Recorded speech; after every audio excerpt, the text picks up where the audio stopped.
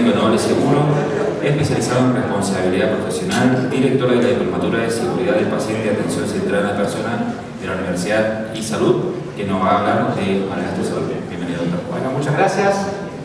Gracias, Confeclis. Acá es siempre lindo volver a Mendoza, que es la tierra de mis padres y mis abuelos. Así que para ustedes soy el Fabián. El Fabián le va a hablar. El Fabián, como me decía mi abuelo. Acabo de escuchar a los economistas y yo les quiero aclarar que yo no soy economista. Lo que quiero son las palabras más que los números.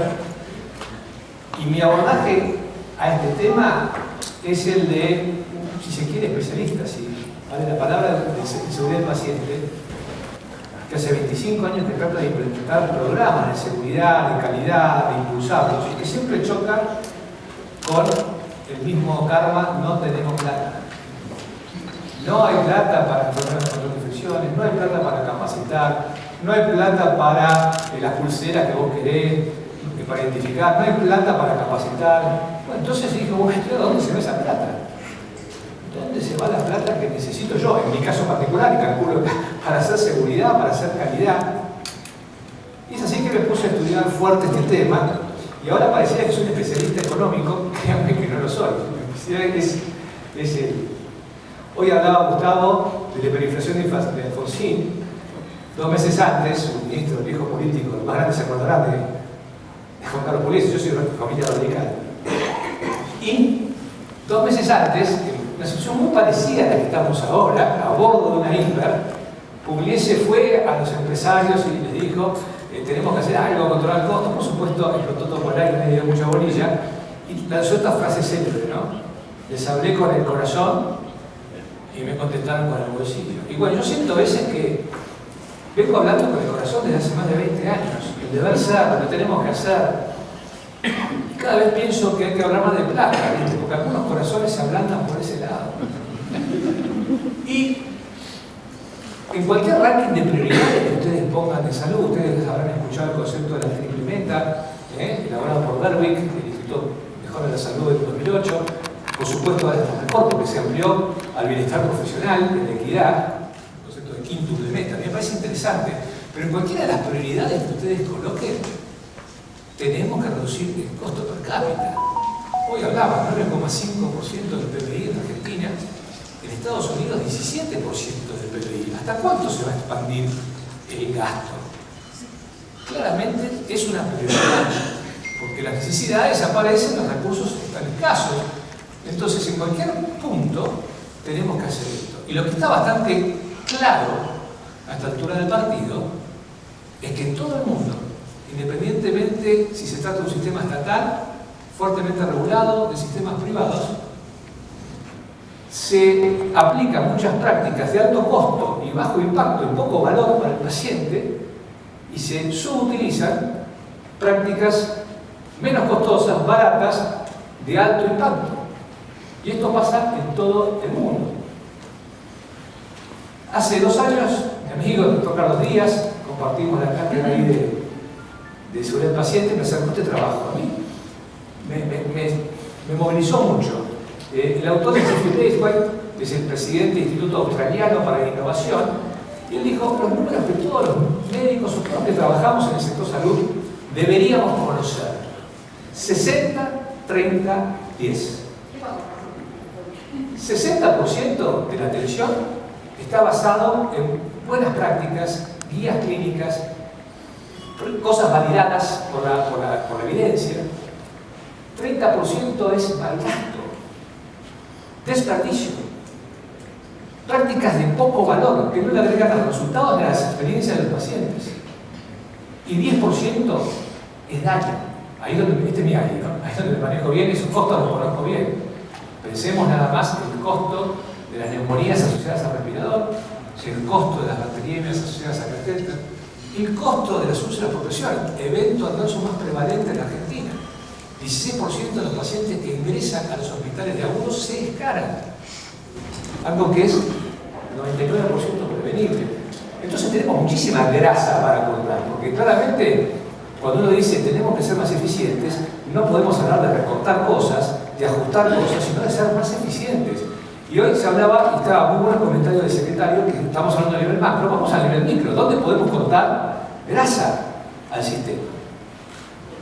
Entonces, para definir el mal gasto, a mí me parece que gran parte de esta charla está basada en este documento, que es de la OCDE, que es atajando el mal gasto en la salud. Y ellos definen perfectamente, para seguir hablando, porque esta va a ser la base de toda la charla, definir el mal gasto. Vamos a definir, ¿cuándo hay mal gasto?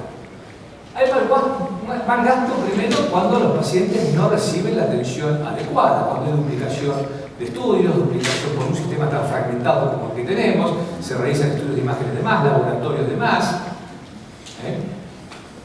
Hay mal gasto cuando dañamos a los pacientes. 1 de cada 10 pacientes que se internan en el mundo, en todo el mundo, hay muchos estudios en países desarrollados, es dañado. 50% de esos daños serían evitables con medidas de bajo costo, o por lo menos de un costo bastante inferior al del tratamiento. No, antes decía simples y de bajo costo, le saqué el simple, porque claramente no son simples. Lograr la tasa de herencia y higiene de manos mayor al 60% no es simple. Y cuando se aplican prácticas que no tienen suficiente evidencia científica, pero que son convenientes, lucrativas, que más no le hacen, y generan prácticas de poco valor. Hay mal gasto cuando se desperdicia insumos.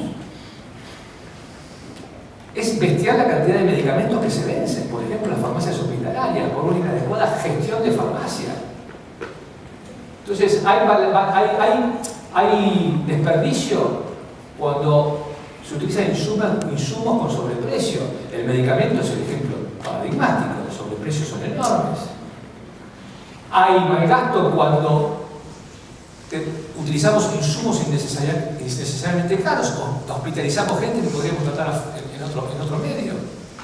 O utilizamos médicos para circunstancias que podrían ser tratados por enfermeros bien capacitados, bien calificados. Hay mal gasto cuando tenemos un mal gasto administrativo. Hoy hablaba recién Laura del 10% o del 10% de doble cobertura. Mal gasto. Imaginemos la red de obras sociales que tenemos nosotros en el país, con los gastos monstruosos de administración de cada una de esas cosas. Y hay mal gasto cuando hay cadena de felicidad, cuando hay retorno, cuando hay fraude, hay abuso, y esto es mucho mal gasto. Entonces, para poner concretamente, hay mal gasto cuando hay mal gasto de atención clínica directa, mal gasto operativo y mal gasto en la gobernanza. Acuérdense de estos tres porque es el eje de lo que vamos a hablar. Mal gasto en la atención clínica directa, mal gasto operativo y mal gasto en la gobernanza. Ahora, ¿de qué estamos hablando? Hablábamos con Rubén los otros días. Yo les pido disculpas por tener cifras de Estados Unidos. Es imposible conseguir en Argentina, y está Rubén presente, hemos hablado 1000 veces, gastos de la Argentina porque no te abren los costos. No te abren. Entonces es muy difícil medir el nivel de desperdicio en la Argentina. Entonces no tengo otra que recurrir a algunos ejemplos internacionales. Fíjense, Berwick, ya hace varios años, publica en estas 6 categorías: overtreatment, complejidad, distorsión, fraude, siempre está la magnitud. Hoy hablábamos de las reservas negativas del banco, que tenemos 25. Bueno, les quiero decir que Estados Unidos, en la cifra más baja, malgasta en estos 6 rubros 558.000 millones de dólares en su estimación más baja. Esto es el 20% del presupuesto de salud norteamericano, que es enorme. En el más alto, entonces, claramente es muchísimo. Fíjense, consultoras, Pricewaterhouse, Thomson Reuters, lo que se malgasta, estamos hablando de decenas de miles de millones de dólares. Y lo que tenemos que entender es que muchos de estos gastos no se producen de manera inorgánica o por casualidad, sino por estructuras, procesos deficientes que se retroalimentan unos a otros. Muchas de estas estructuras que se han generado para controlar el gasto y que terminan siendo interdependientes y generando una masa enorme de desperdicio. Y hoy es muy difícil desenredar toda esta trama, que es la que genera este gran desperdicio. Latinoamérica, el informe de Latinoamérica y Caribe, no está del todo bien. Vamos a ir viendo todas estas cosas, ¿no? El tema de las cesáreas, las hospitalizaciones evitables, el uso racional de antibióticos, Bueno, los problemas que tenemos en la región son los problemas que vamos a ver que están en todo el mundo. O sea, no somos ajenos al mundo, los problemas que tenemos nosotros son los que tiene en general el mundo. Entonces, acuérdense, empezamos por el mal gasto en la atención clínica directa, cuando los pacientes no reciben una atención adecuada. Y esto es difícil de medir porque la barrera entre lo que es adecuado y no es adecuado es borrosa. Es borrosa, porque en cualquier situación la ecuación riesgo-beneficio no es tan clara y muchas veces tiene que ver con la capacidad económica, con los deseos de los pacientes, o sea, la definición de infrautilización y de sobreutilización, y dependerá un poco de la capacidad económica y de muchos otros factores que son difíciles. Es difícil decir que es adecuado. Aún así, hay algunos botones de muestra que demuestran algunas cosas donde se abusa. Por ejemplo, ustedes saben que el gasto en medicamentos se lleva más o menos el 20 al 30% del costo total. Cualquier ahorro que vos hagas en medicamentos, vas a tener un impacto muy grande.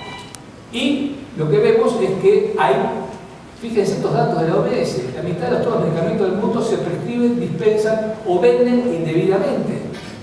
Todos ustedes conocen el tema de la polifarmacia en el adulto mayor. 14 medicamentos que interactúan. Algunos tienen el mismo medicamento, dado por dos especialistas que nadie lo consigue. Esto es lo mismo lo que estás tomando. No sabía porque usted me lo dio este doctor y usted me lo dio este otro. Gastos, la polifarmacia, la mala prescripción, la falta de adherencia, cómo se compra, cuánto se descartan los medicamentos. Esto, un antibiótico, una amoxicilina no se le diga a nadie. Yo trabajo en la compañía de seguros y che, me doy la garganta, ¿es una amoxicilina? Y a veces hasta termino siéndolo, porque viene mi jefe quiere una amoxicilina. ¿Vos querés una amoxicilina? Toma una amoxicilina. ¿Qué querés que te diga? Entonces, estas cosas son bestiales porque te producen una sobrecarga bestial de uso de antibióticos. Se siguen utilizando antibióticos para enfermedades virales. Diarreas agudas que se tratan con antibióticos cuando sales de rehidratación son mucho más efectivas y más baratas. El sobreuso de antibióticos en enfermedades respiratorias cuando son cosas virales.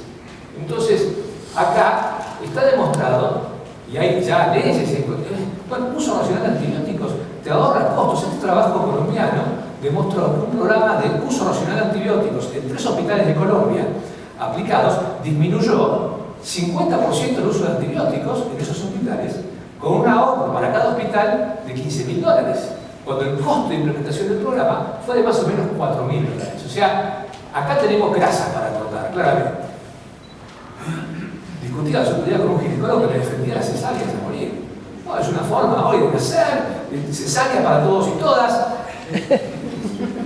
Digo, no, pues vos fijate, el prolapso, viene con el prolapso, después no es el problema, le digo, está probado.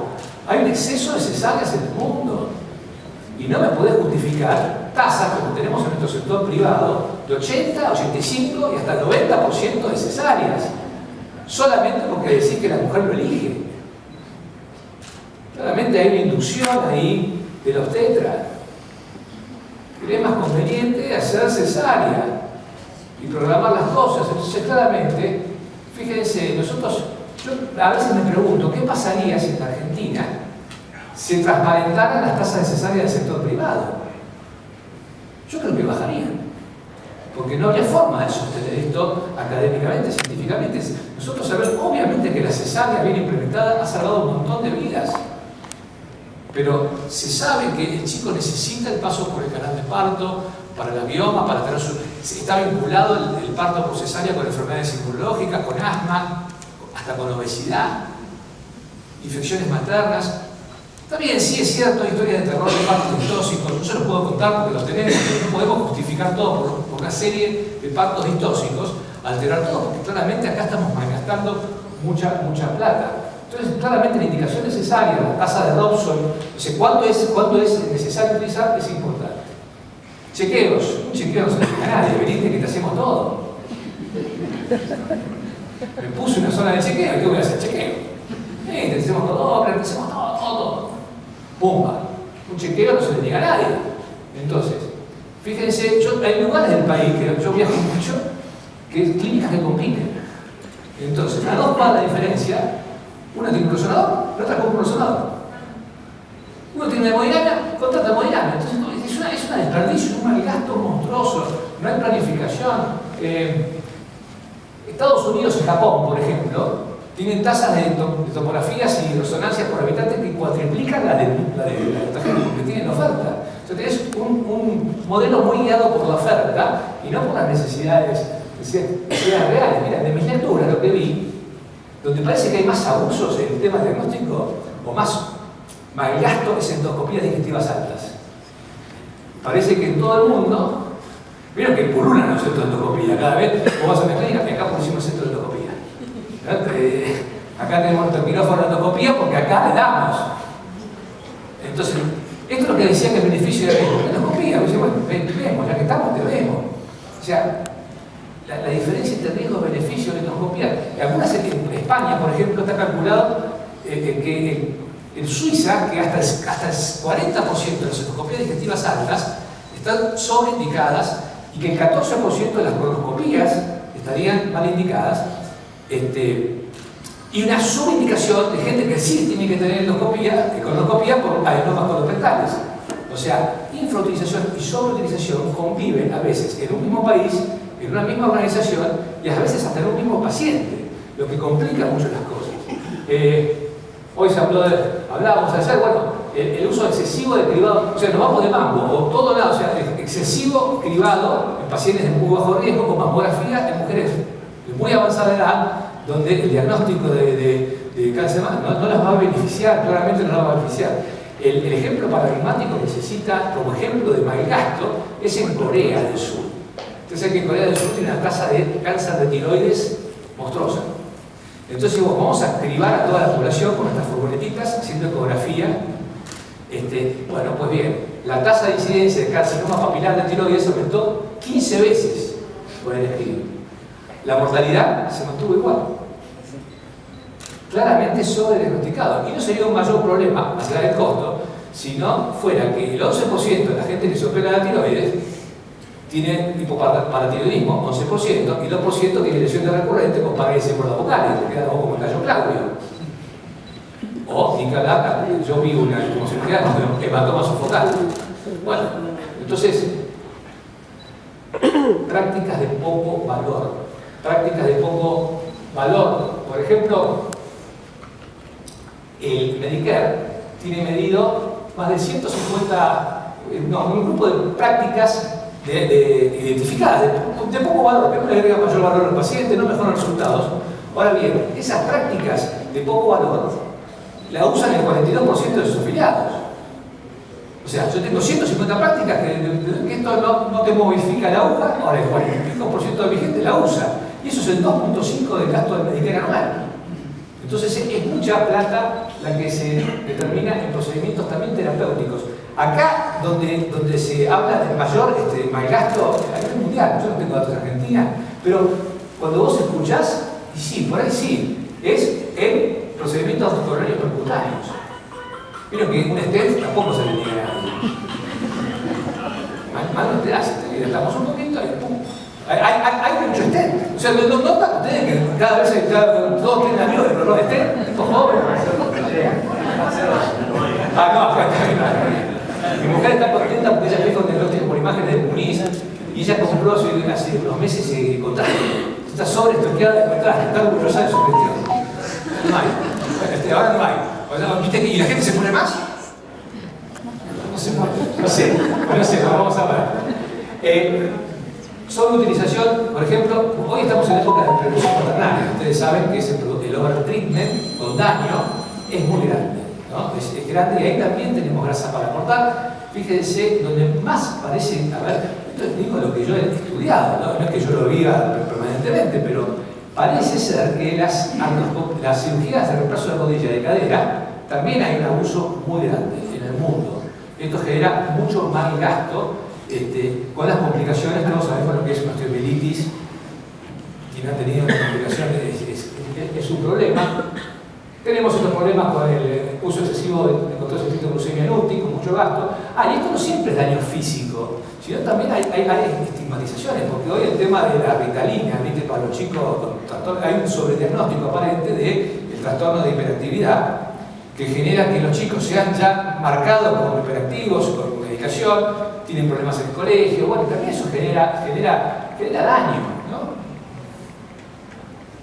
Y acá me meto en mi zona de confort. Acá ya está, la parte más difícil, si me rascaban un poquito no había mucho más. Pero me meto en mi zona de confort. Esta sí la conozco bien. El costo de los errores asistenciales y el costo de los juicios, el costo de la... Ustedes saben que como parte del Obamacare, cuando Hillary y Obama eran senadores, ellos también, los médicos son médicos de todo el mundo, también estaban corporativos. Tenemos que cambiar las leyes, tenemos que cambiar una ley especial para nosotros, la medicina defensiva, nos castigan, quiero topes, quiero, bueno, todas las cosas que se aplicaron en algunos estados. Pero entonces Hillary dice, bueno, tenemos que hacer una reforma del sistema legal, tenemos que buscar otra forma. Bueno, estudiamos en la primera escuela de salud pública de Harvard, cuánto era el costo de todo el circo de la mala praxis, digamos, el costo de prima de seguro, el costo de siniestros, el costo administrativo. Bueno, un estudio muy difícil de hacer porque realmente no es fácil, los autores del trabajo que son importantes, Melo, Chandra, Aguante. Pero se jugaron después de estudio a esta estimación. Fíjense, ellos pensaban para el año 2008 que en Estados Unidos se gastaban 55.600 millones en todo este circo que hemos sabido crear de los juicios, etcétera, etcétera. Ahora bien, de esos millones, la gran mayoría era medicina defensiva. Todos los estudios que el médico pide, toda principalmente, pero no exclusivamente, y esta es la valoración, para estar protegidos en caso de que alguien lo demande. Después todo lo que eran los pagos por reclamo. Ahora bien, yo quiero que retengan este número, 2.4% del gasto de salud de los Estados Unidos se va para todo esto. Ahora bien, este 2.4 es mucho menor que el costo de los eventos adversos, que es del 15%. O sea, el 15%, o sea, de los daños que producimos es mucho más el costo de los daños evitables que el costo de los juicios. La conclusión que llegaron a este es que no justificaba toda una reforma legal este gasto. Para que veamos algunos trabajos, ustedes saben, Argentina participó del estudio IBEAS, muchos de ustedes lo conocerán, hospitales públicos, participaron 5 países de Latinoamérica, que concluyó que más o menos en un corte determinado, 1 de cada 10 pacientes es dañado. Bueno, muchos países hicieron eso porque copiaron un poco los estudios de radios humanos y, por ejemplo, el estudio canadiense, el estudio británico, el estudio español, pero fíjense, el estudio canadiense no eran 10%, sino 7,5%, suponiendo que hay 2 millones de altas por año y cada evento adverso te produce mayor internación, y el costo a ese momento era de $950 canadienses por día, la carga económica de los eventos adversos en hospitales canadienses era de $1.000 millones australianos. Por supuesto, no todos los eventos adversos son evitables, a veces hay complicaciones propias de los procedimientos, pero ellos calcularon que el 36%, bastante poco, porque realmente el 50% es evitable, tenían eventos adversos. O sea, 400 millones casi se van en eventos adversos. Ahí también hay grasa para cortar, o sea, invertir en seguridad. Hay un excelente estudio, viejito ya, pero no lo han replicado, del Ministerio de Sanidad y Consumo de España, que se llama los costos de la localidad, que se focalizan en los costos de errores de medicación, de complicaciones quirúrgicas, como vemos ahí, y de infecciones. Fíjense los montos, ¿no? 192 millones, 800 millones, temas de infección, y 91 millones de euros por año en el tema de medicamentos. Estamos hablando de muchísima plata, de muchísima plata. En el año 2017, ministros de salud, ustedes saben que están las cumbres ministeriales de salud de pacientes, se realizan todos los años, se reúnen en Ginebra, y se presenta este trabajo que fue trabajado en comisión y que tenía 2 secciones. Una era el costo del error y otra cuál es el costo-efectividad de las medidas para prevenir esto. Lo que se concluye en este trabajo que la carga, el daño a los pacientes es una carga enorme para la salud pública en todo el mundo y que los países en vías de desarrollo sufren más. Porque cuando vos sacaste, es como on-off, vos te complicaste y fuiste. En cambio, por ahí, en Suiza vos te complicaste y te salvan. No sé si se entiende, porque la tasa, es curioso esto, la tasa de daño es parecida en todo el mundo. Si ustedes ven acá, Filipinas, Argentina, 1 cada 10, eso ya está establecido. Ahora, la diferencia en la mortalidad es distinta. Es distinta. Este trabajo a mí me encanta. Es un señor que se llama Hauck, que por el Servicio Nacional Británico, el NHS, tiene mucha información.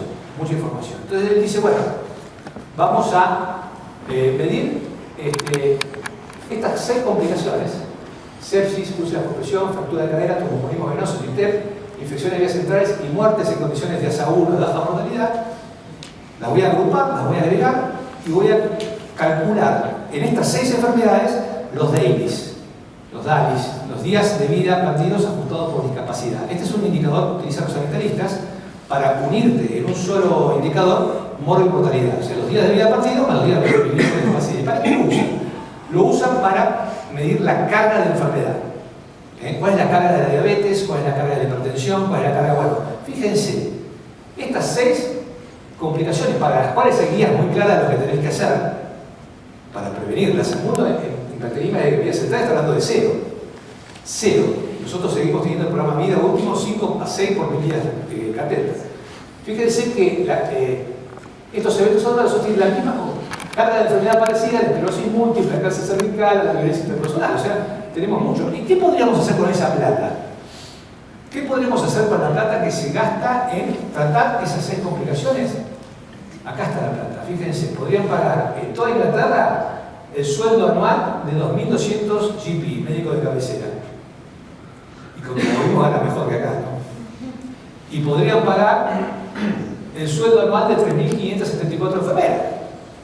O sea, ahí está la plata que necesito yo para sacar. O sea, tenemos que lograr ser más eficientes. Y ojo, que estoy midiendo exclusivamente costos directos.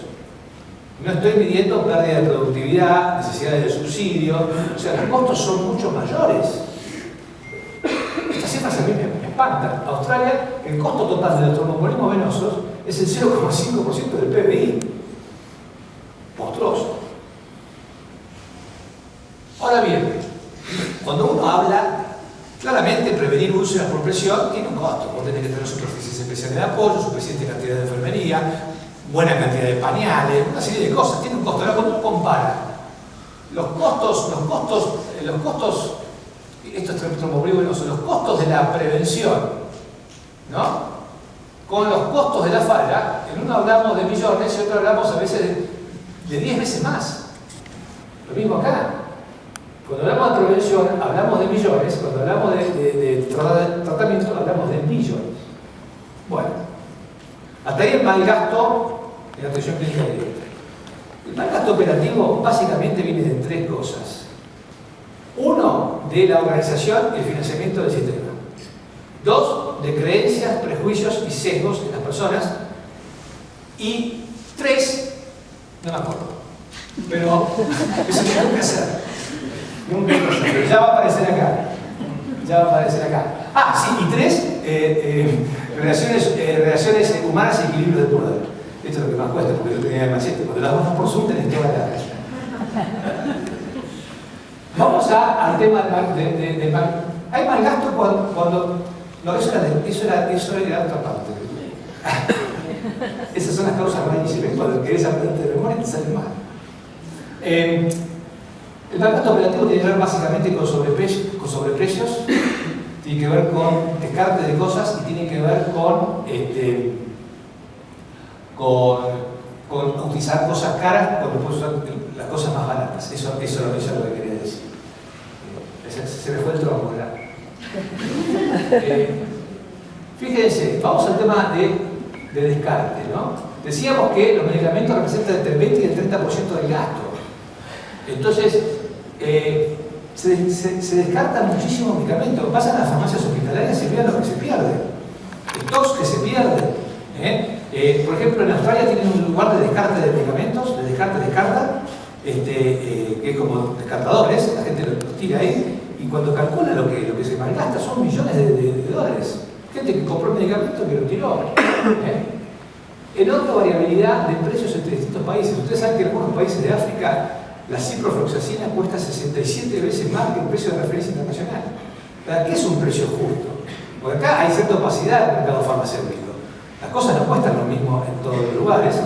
Y no todo el mundo va a los precios internacionales de referencia, no tenés un precio internacional de referencia claro.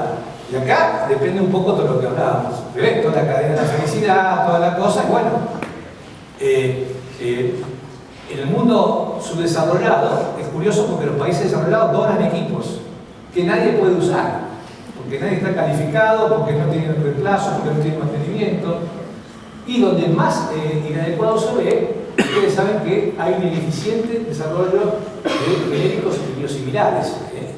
América Latina en general tiene más genéricos que países de la OCDE, mucho es biosimilar y no tanto genérico, pero digamos, claramente cuando vos ves lo que se calcula, lo que podrías ahorrar en el mercado farmacéutico si tuviéramos genéricos, estamos hablando de un ahorro de casi el 50-60% de lo que actualmente se está gastando en medicamentos, que es el 20% del gasto total de salud. O sea, ahí también tenés mucha grasa para cortar. Fíjense, cuota de genéricos en el mercado farmacéutico. Argentina tiene mucho de biosimilares y poco de genéricos. O sea, los biosimilares son más baratos que la especialidad farmacéutica original, pero más caros que los genéricos. Entonces acá también tenés un desarrollo que es importante avanzar. Pero claro, la gente desconfía de los genéricos. Entonces todo el mundo quiere pagar menos, pero cuando le dicen te voy a dar de genérico, no, a mí dame Reverse. Y el médico también. Porque hay desconfianza en la regulación, hay desconfianza en la evaluación de la tecnología, hay desconfianza en el regulador. Entonces acá tenés un problema importante. Pero tenés otra fuente de gasto operativo es, claro, al tener muy poco desarrollada la atención primaria, al tener muy poco desarrollada la atención subaguda de crónicos, y al tener poco desarrollada los cuidados paliativos y la internación domiciliaria, te caen todos al hospital. Entonces vos estás usando un recurso que es muy caro cuando podrías destinar esos recursos hacia otro lado. En países de la OCDE creo que el gasto hospitalario llega hasta el 40%, lo que se gasta en salud, 40% es gasto adentro del hospital, en otros países hasta el 50%. Entonces, si nosotros logramos eficientizar eso, también ganaríamos mucho. Tenemos para recortar. Fíjense la tasa de internaciones ocupadas como innecesaria en algunos países. Mucho. Este trabajo sobre 6 países de Latinoamérica mostró que son millones de internaciones de países que serían prevenibles, 2,5 del gasto total de esos 6 países. Y acá te demuestra el problema que vos tenés con la mala atención primaria, porque seguramente, por ejemplo, vemos acá en celeste oscuro Brasil. Sí, Brasil tiene un problema con el manejo ambulatorio de insuficiencia cardíaca congestiva. Y vemos acá en celeste, México, y México tiene un problema con el manejo ambulatorio de diabetes. Entonces, como no hay un buen manejo fuera del hospital, termina viendo el hospital con el pie diabético, con todas las cosas que sabemos del tratamiento agudo. Entonces, vos podrías haber prevenido esto. Esperemos que en el mundo, con la autogestión, con la telemedicina, con la autogestión, con los wearables y con todas estas cosas, empiece a mejorar un poco, con pacientes más activados que se encarguen de su salud. Y después, los hospitales tienen cierto grado de ineficiencia, ¿no? Estos números yo tendré que corroborar por gente que sepa más que yo, pero parece que un hospital con menos de 200 camas no termina siendo rentable. Nosotros tenemos muchos hospitales con menos de 200 camas, o sanatorios o clínicas, porque el gasto fijo que tenés, la estructura que tenés, no termina siendo rentable. Y por otra parte, un hospital muy grande de más de 600 camas se vuelve también, en cierta medida, ineficiente. Un trabajo realizado sobre más de 20 y pico de países demuestra que la revisión sistemática de más de 300 trabajos calculan que la eficiencia hospitalaria media de esos países desarrollados es del 85%. Esto quiere decir que vos podrías hacer 15% más de lo que estás haciendo con lo mismo que gastás, o podrías ahorrarte un 15% haciendo lo mismo que estás haciendo. Entonces, claramente esto te lleva a pérdidas importantes y hay un uso ineficiente de los servicios de urgencia. Fíjense que hoy la base de tratamiento de mucha gente es la guardia. La gente va a la guardia, si quiere atender en la guardia, como no hay consultorio, porque es un turno consultorio, te dan a 4 meses. ¿A dónde vas? A la guardia. El mismo médico dice, vaya a la guardia, le va a hacer el estudio de la placa, le va a hacer la guardia. Entonces, estamos generando la demanda mediante la consulta del propio médico. Y una vez que lo tenemos adentro, no lo podemos sacar. No hay, todos sabemos lo que es sacar a un paciente con daños severos, yo en mi caso de neurocirugía, daño severo cerebral con crónico. No hay. Los centros de rehabilitación públicos de grandes dañados, no hay cama nunca. Es un problema serio. Entonces te terminan ni quebrar los brazos sociales. Se terminan generando costos cada vez más grandes. Paciente terminal que ya nos dijo que quisiera morirse en su casa, quisiera estar muriendo dignamente, lo metemos en terapia intensiva. Muchos siguen con estatinas hasta el último día de vida. ¿A qué le hacen estatinas? Bajar el colesterol cuando tiene un cáncer diseminado. Sonda de alimentación enteral, botones gástricos, digamos, sobregastos monstruosos en agresividad, dando una pésima experiencia de muerte, pero también aumentando el gasto de forma bestial, de forma muy grave. Entonces, creo que Medicare gasta cerca del 30% de su presupuesto anual en el final de la vida, cuando los pacientes que usan esos servicios son el 5%. El 30% del gasto se va para el 5% del paciente. Entonces ahí tenés... Bueno, y esto también, ¿quién le pone la cascabel al gato? Porque la verdad que hace 20 minutos venimos hablando de evaluación de tecnología sanitaria. Vamos, lo que decía, vamos por ley que esté incluido en el PMO, incluido en el PMO, seguimos expandiéndolo. Y es otra fuente enorme. Fíjense, mucha presión. Vamos al final, acá esto es la gobernanza. El malgasto de la gobernanza tiene que ver con estas 4 cosas. Primero, el malgasto administrativo por la fragmentación y el financiamiento del sistema. Obviamente, los sistemas más fragmentados gastan peor. O sea, esto está claro.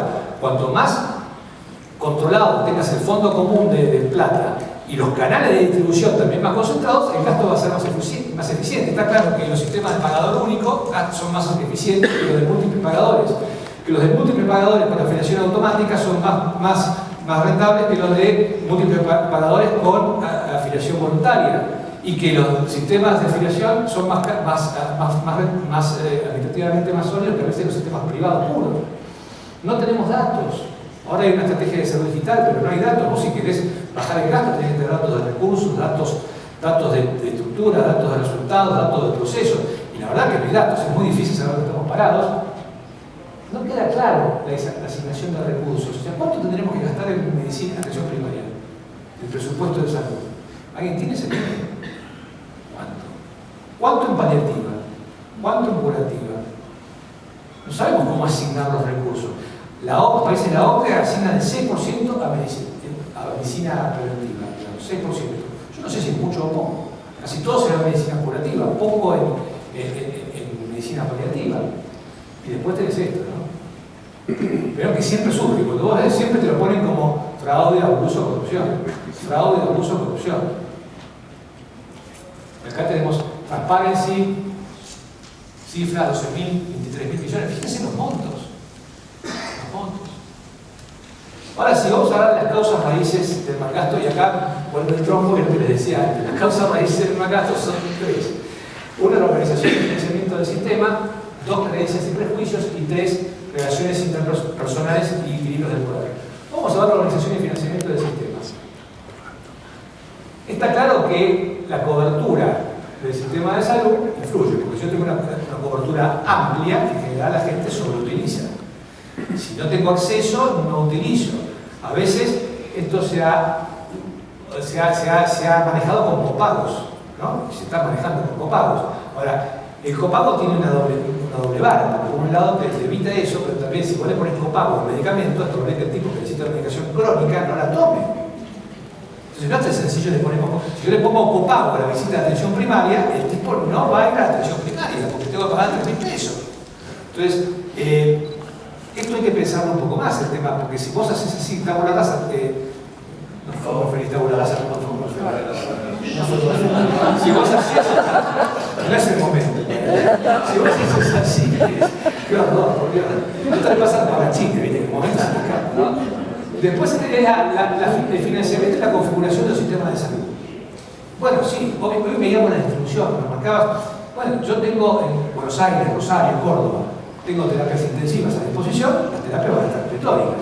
Tengo especialistas, voy a tener más derivación a neurólogos, más derivación a neurocirujanos.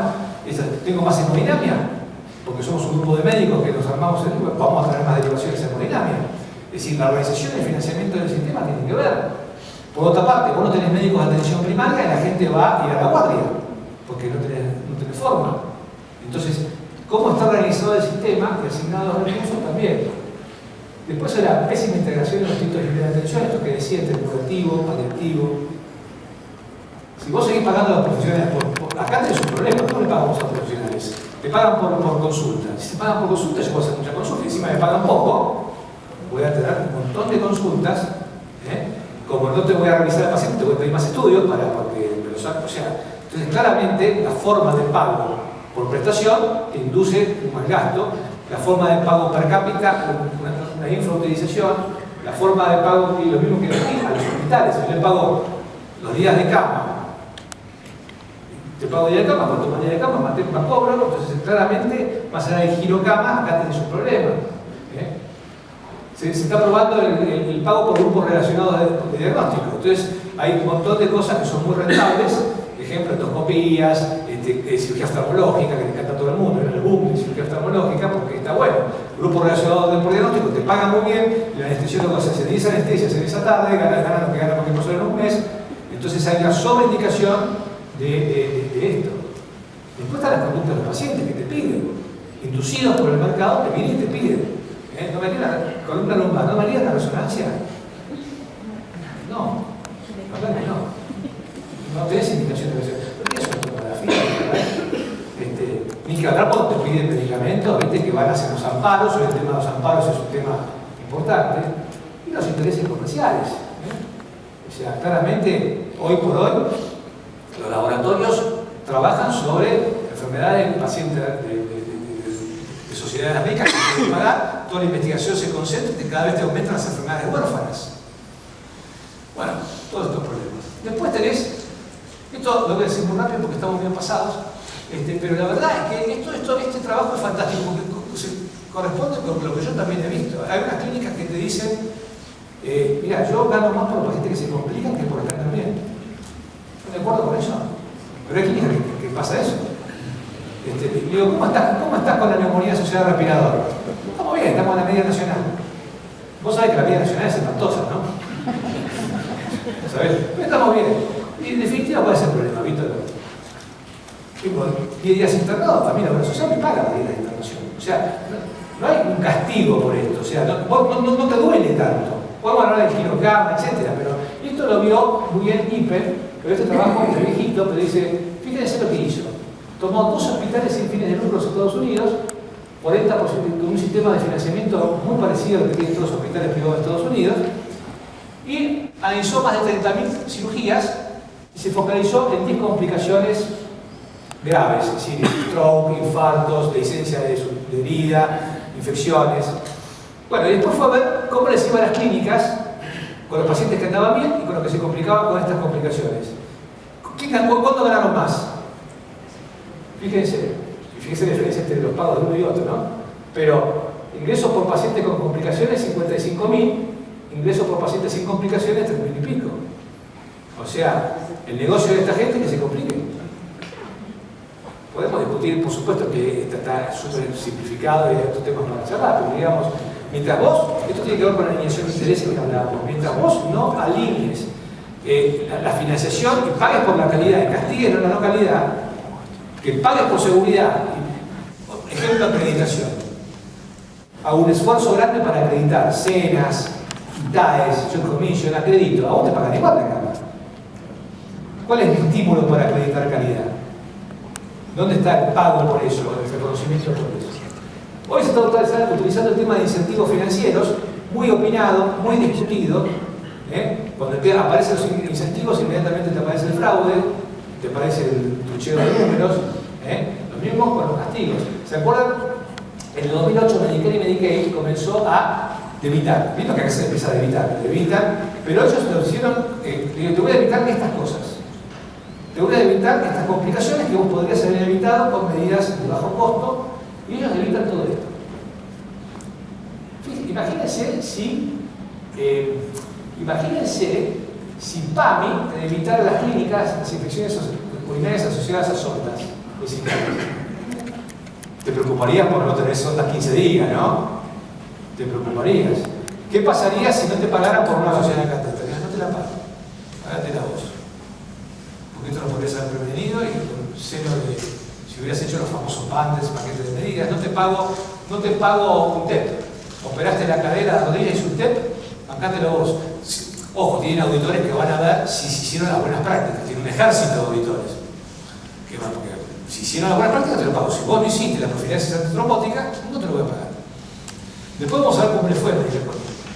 La otra causa raíz es creencias, prejuicios y sesgos que afectan la toma de decisiones.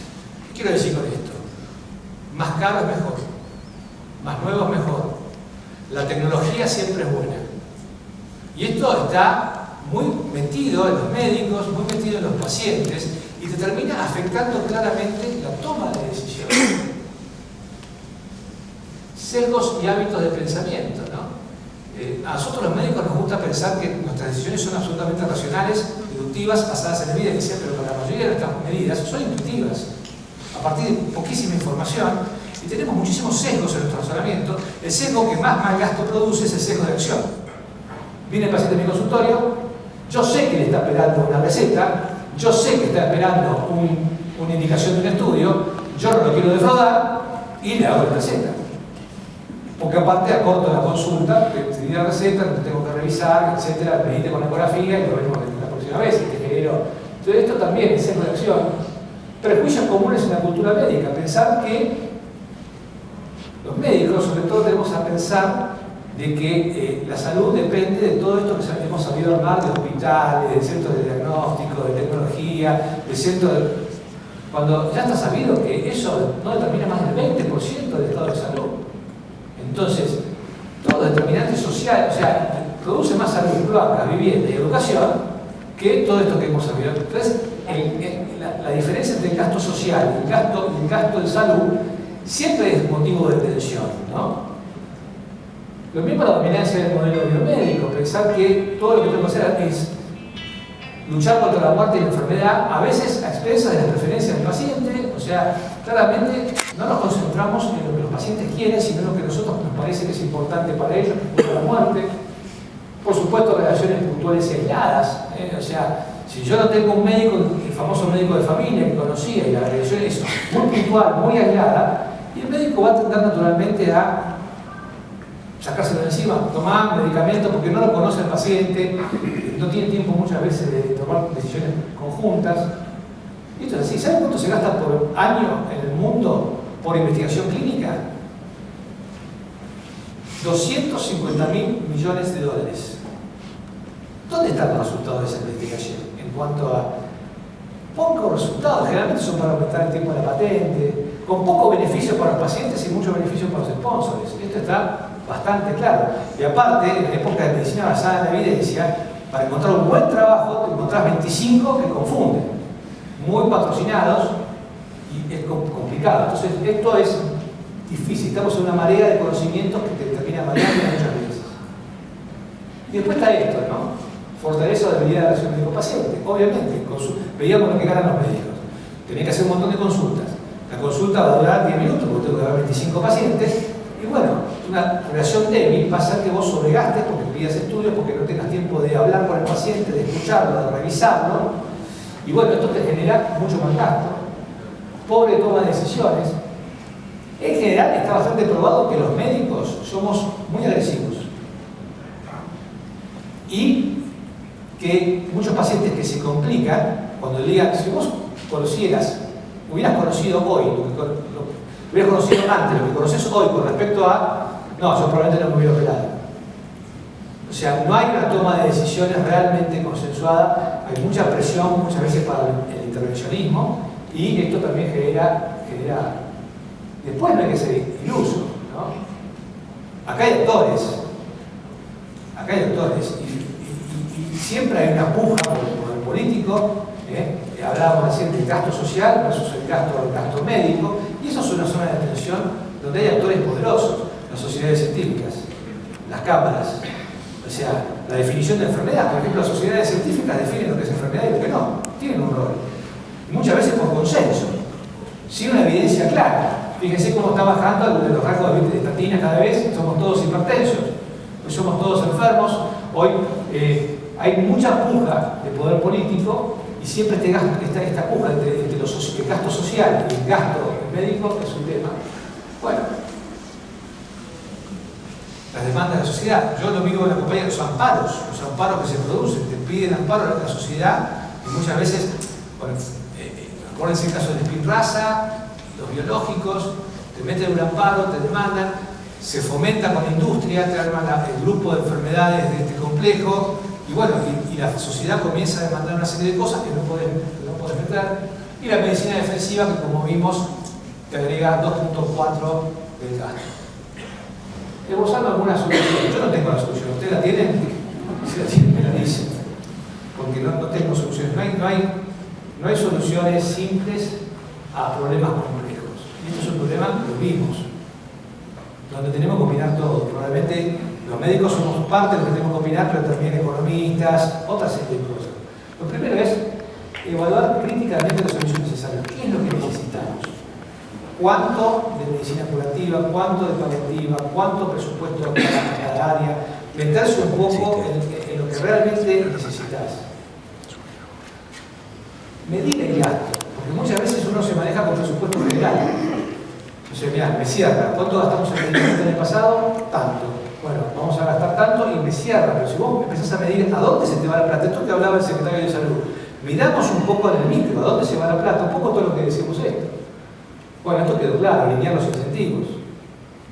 Tenemos que alinear los incentivos. Mientras sigamos pagándole fortuna a un cardiocirujano, no le paguemos bien a un médico de atención primaria, te va a pasar lo que pasaba. No hay pediatra, no hay neonatólogo, porque hay unas cosas que no están alineando el incentivo.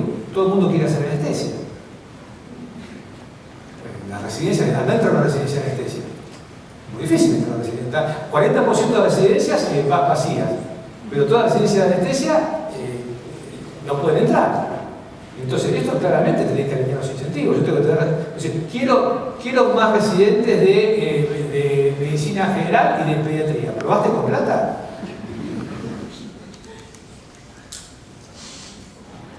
Tenemos que tener más sistemas informáticos más robustos. Claramente no podemos seguir tomando decisiones sin tener información. Hay grandes esfuerzos hoy para digitalizar todo, pero esto me parece importante. Avanzar finalmente sobre esto. Bueno, las guías de práctica clínica, nosotros tenemos que disminuir la variabilidad innecesaria. Hay mucha variabilidad innecesaria y las guías de práctica clínica te disminuyen. Sin embargo, las guías de práctica clínica se utilizan en menos del 50% de las veces. Hay una poca utilización de guías de práctica. Esto tiene que ver con comprar estratégicamente, no la compra pasiva. ¿Cuánto gastamos el año pasado? ¿Cuánto gastamos ahora? Sino ir a comprar un poco, buscar alguna estrategia de compra, alianzas, etc. Y esto tiene que ver con empezar a enterarnos de los daños, ¿no? Para poder contabilizarlos. Ustedes saben que el proyecto de ley sobre el paciente se genera el registro único de eventos centinela. Habrá que ver cómo avanza. Y esto también es importante, porque estamos en la época de la coproducción, ¿no? Ustedes saben que para avanzar, el lema de este año del Día Mundial Nacional del Paciente fue démosle voz a los pacientes. Nada sobre mí sin mí, ¿no? O sea, para tener resultados de salud necesariamente los necesitamos como actores centrales y socios aliados estratégicos. Entonces, si queremos que participen, tenemos que alfabetizarlos un poquito más. Darles herramientas para que participen. Hace una semana en la academia se vino un grupo argentino para trabajar sobre una campaña en la Sociedad de Medicina Interna de Choosing Wisely. La vino eligiendo sabiamente qué estudios son necesarios, qué estudios no son necesarios. Que los pacientes sepan, mira, no es necesario hacer un chequeo todos los años, no es necesario, si vos salís a caminar, si salís a comer, no es necesario hacer esto. Entonces las campañas son importantes. ¿Y cómo le fue para terminar ¿se acuerdan que yo les dije qué pasaría si el PAMI debitaba? ¿Cómo le fue al Medicare cuando debitó lo que debitaba por esas cosas? ¿Se acuerdan? Embolias, bueno, fíjense los ahorros que tuvieron. Los ahorros fueron monstruosos. ¿Y por dónde vinieron los ahorros? Por cosas muy simples. Por menos eventos adversos de medicación, menos uso de la población y menos infecciones urinarias. Todo esto significó ahorros monstruosos. Realmente, o sea, lo podemos hacer. Y nosotros estamos concentrando en esto a nivel de seguridad, pero tenemos que integrar los tres niveles, ¿no? Una regulación que acompañe, una nivel meso que apoye, que genere una cultura de seguridad, porque si no, esto solo no alcanza, claramente no alcanza. No alcanza con hablar y formar enfermeros para tener prevención de abuso y la compresión si yo no estoy muy apoyado por todo esto, ¿no? Hoy el Ministerio está trabajando muy bien, realmente en apoyar, está trabajando FESCAS, está trabajando bien, o sea, hay un estímulo, es el momento, ¿no?, de avanzar. Fíjense, todas estas cosas son de altísimo impacto y bajo costo. Y sin embargo, no avanzamos. Palabras finales, excedí mucho. Primero tenemos que reconocer que tenemos un problema. Reconocer que no podemos seguir con este nivel de mal gasto porque ya no es optativo. Es decir, hablábamos hoy que el sistema está en borde del colapso. Yo veía cómo se separaban las curvas del gasto y el ingreso. Bueno, algo tenemos que hacer. Tampoco podemos ajustar. Entonces, claramente, reconocer esto. Después, tenemos que comenzar a tener mucho más información. ¿Sí? Vuelvo al tema, no tenemos información de dónde malgastamos. Entonces es muy difícil hacer un trabajo de universidades, pero necesitamos tener datos argentinos. Yo estoy cansado de ver datos de España, de Estados Unidos, de países de la OCDE, y los argentinos.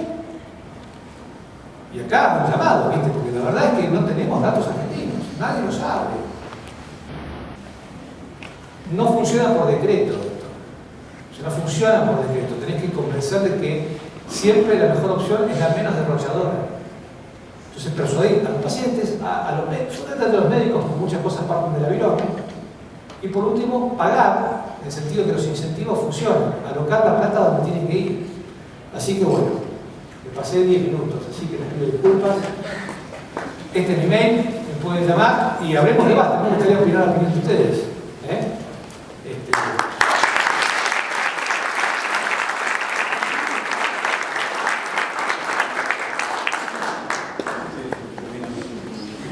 Muchas gracias, doctor. Si alguno quiere hacer una pregunta, levante la mano. Comentario. Pregunta no mucho. Comentario está mejor.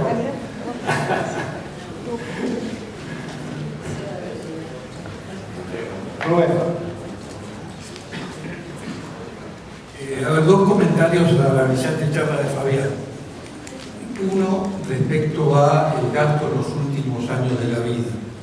Hay un trabajo de la Universidad de Harvard muy reciente que estudió cuánto es el gasto promedio en un paciente en salud a lo largo de su vida. Demostró que el 80% se gasta en los últimos 14 días de vida y que ese gasto es inversamente proporcional a la edad del paciente. Es decir, que cuanto más joven es el paciente, mayor es el gasto en esos últimos 14 días. Yo tampoco tengo solución para eso. Pero siempre recuerdo cómo murió Alberto Einstein. Todos los que son cirujanos recuerdan a Nissen, seguramente, el gran cirujano esofágico. Bueno, Einstein tenía una aneurisma de aorta abdominal y Nissen se lo había entrampado de alguna manera. En aquella época no existían las prótesis actuales, nada de eso. Y comenzó con dolor abdominal. Entonces interna en el mejor hospital de Nueva York y descubren que está empezando a filtrar otra vez el aneurisma. Entonces Nissen se acerca y le dice: mire, profesor, es probable que nosotros lo podamos operar, pero es de altísimo riesgo lo que vamos a hacer. ¿Saben cuál fue la respuesta de Nissen? De Einstein. Dijo: he vivido lo suficiente. Y si Dios ha determinado que este es el momento, lo acepto como tal. No voy a aceptar la cirugía. El otro comentario es respecto a el metilfenidato, que vos hablaste, el uso de la ritalina para los trastornos de la actividad. Ustedes saben que es uno de los 5 medicamentos más vendidos del mundo. No hay ninguna evaluación de tecnología que pruebe que es útil para la causa para la cual se medica. Y lo más cómico tal vez es, ¿saben por qué se llama ritalina? Lo podemos decir porque el laboratorio ya no existe en Argentina y esto tiene que ver con los comportamientos grises de los laboratorios. El laboratorio Ciba-Geigy estaba investigando un medicamento para oncología Y el investigador que hacía esto y estaba en la etapa final de la investigación descubrió que no iba a servir para esto. Y un día se olvidó un frasquito de las píldoras en su casa. Su esposa agarra una de estas pastillas, la toma. Y 2 o 3 días después, cuando le preguntó dónde está el frasquito con las pastillas, le dice, yo empecé a tomarlas y desde que las tomo cada vez me siento mejor. ¿Saben cómo se llamaba la esposa? Margaret, Rita. Entonces el laboratorio lo empezó a vender para mejorar la fatiga de las amas de casa. Y sacó incluso un afiche que estaba una señora muy cansada con una aspiradora tomando Ritalina. Después, como vieron que tampoco servía para esto, finalmente lo usaron para un trastorno de... Finasteride para la calvicie, finasteride, todos están dando para la calvicie. Finasteride. Pero bueno. Vamos al lunch. Parece que